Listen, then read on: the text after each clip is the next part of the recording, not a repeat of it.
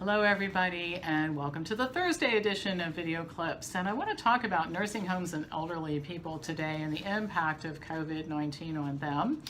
A 2010 study of American nursing home patients provides some very good data that I think we should be considering in light of what we've been told about how COVID-19 affected residents of long-term care facilities and our ongoing discussion about who the vulnerable people are in terms of both getting a flu or virus and also dying from it. The study was published in the Journal of the American Geriatric Society. At the time of the study, the average age of nursing home patients when they were moved into the facilities is 83. The average length of time between when they entered the facility and when they died was 13.7 months.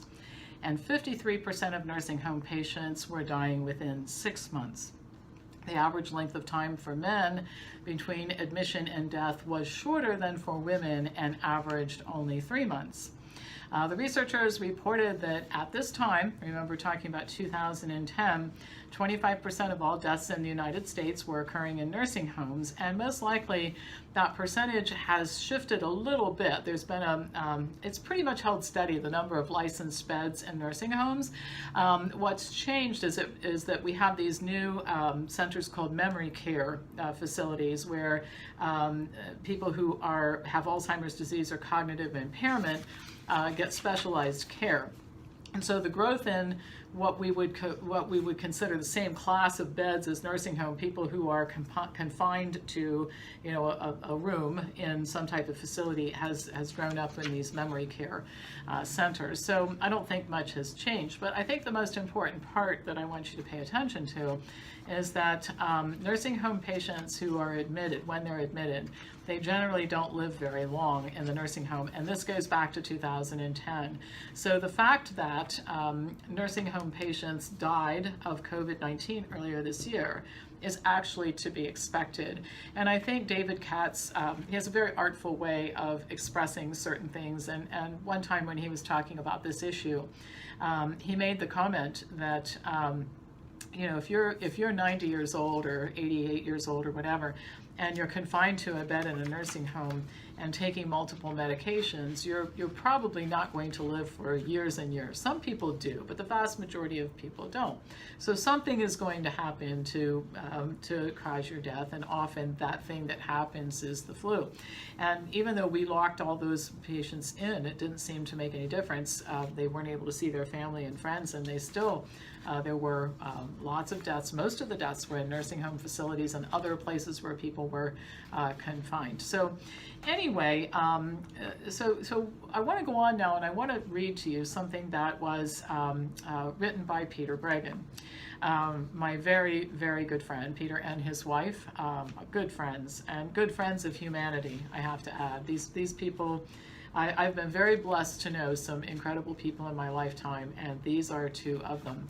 And they've developed this wonderful COVID website as part of their website and written some fabulous articles. I've shared them in our newsletter because I just thought they were important for other people to see. So it's interesting for Peter Bregan and Ginger to write about this particular issue of what do we do about the elderly, because they are those people who are at risk. And I think that one of the things that we should have done is talk to the affected people about this and see what they had to say about it. So here's what he says.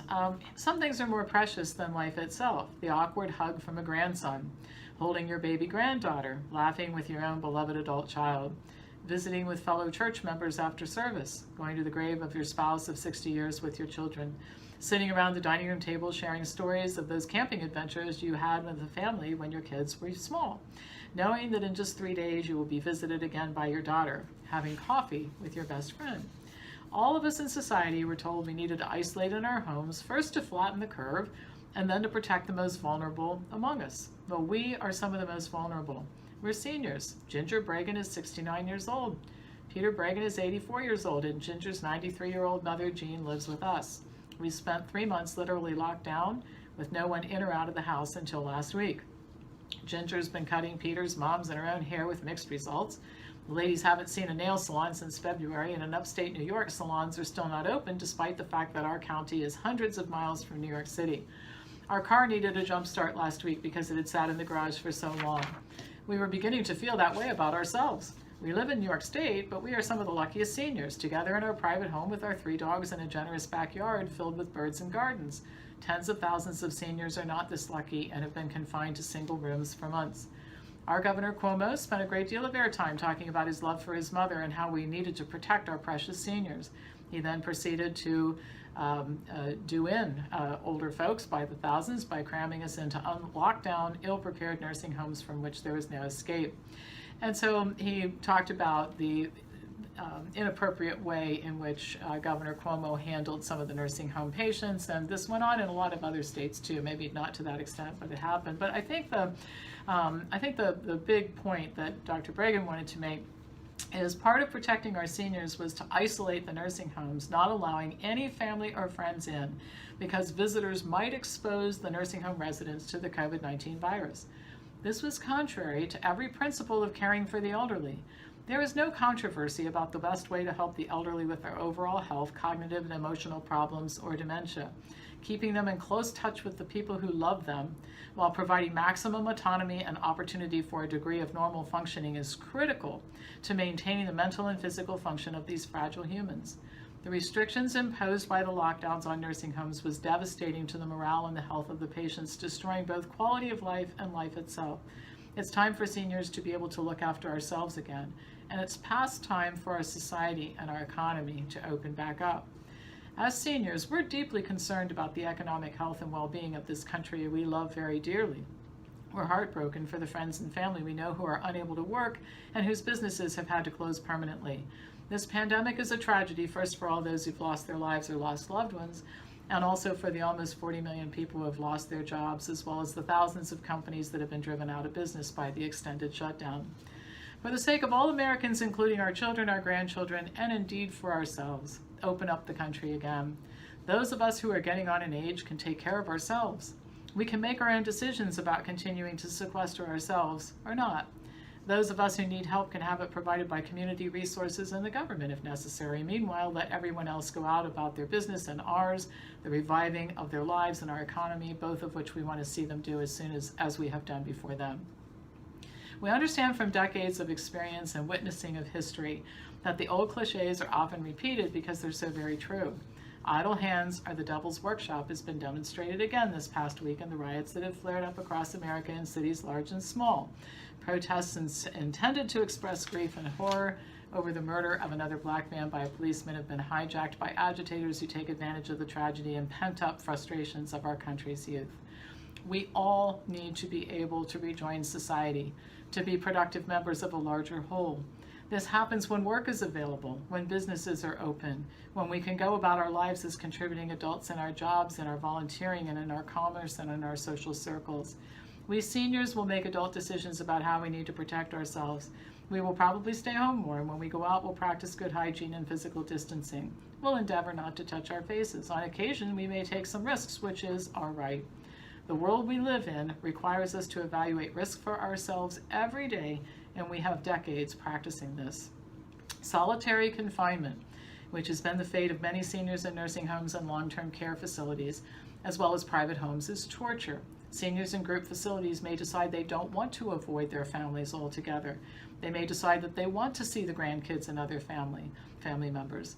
The non-essential services of physical therapy, dental work, massage, psychotherapy, exercise, and so forth need to recommence. Some seniors may even decide to go shopping or share a cup of coffee on the patio of a local restaurant with friends. We reserve the right to make our own decisions about how to lead our lives and how much to risk. But even if you want to impose a lockdown on us elders, requiring us to stay within our homes, please, we beg you, let our children and grandchildren go. Let our people go. And I wanted to share that with you because the first thing is that I agree with Dr. Bregan. It's inhumane to lock seniors in nursing homes and not allow their families to visit. And some of the most heartbreaking stories that I have read to you on Fridays when I cover consequences have been people who've been separated from family and are just devastated about their mother or their grandmother or family member, grandfather, whatever, is locked in a nursing home, and how much deterioration they've witnessed in these family members, and how much pain and suffering it causes them to not be able to visit them. But the reason I shared this in conjunction with the data that I started this video with is that people in nursing homes do not have long lifespans. Historically, they don't. And what they want to do with that time that they have left should be respected. And what most of these people want more than anything is to hug their grandchildren, to see family and friends, to mingle with each other in the hallways, to rejoin humanity. And you know, I report this information. I know that the people who we need to have listening to it don't, but I'm hoping that this, you know, lends some context to the situation. And I think that what's lacking in so much of the reporting is context. Yes, there were deaths in nursing homes, disproportionate deaths in nursing homes, disproportionately affected the elderly. It's been going on forever. And throughout the whole year, we see that people in nursing homes have short lifespans once they enter. And that's a different discussion for a different day about how we avoid that.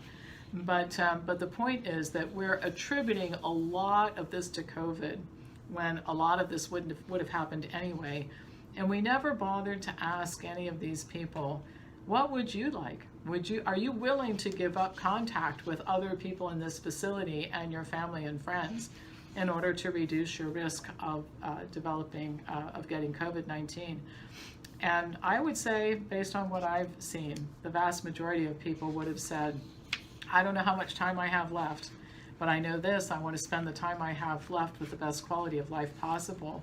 And being isolated and by yourself and with no real human contact in a nursing home bed, that really isn't quality of life at all. So let's hope that we can end this nonsense of social distancing with the nursing home patients and putting them out in the yard when it's 85 degrees in the shade and wearing masks and all this sort of thing. It's just a continuation of the cruel and unusual punishment that we have inflicted on older people. And I think that you can judge a society by the way that it treats its most vulnerable people. And yesterday I reported the CDC's data on the disproportionate effect of this whole debacle on minorities and on people who are economically disadvantaged, youth, and then now this with the nursing homes. So I think we have to do better. I think we have to do better, and I think we have to demand that our health officials and rulers of us do better too. All right, that's it for today. As usual, pass this on to others who you think might enjoy learning about this and other topics, and I'll be back to you tomorrow with more news.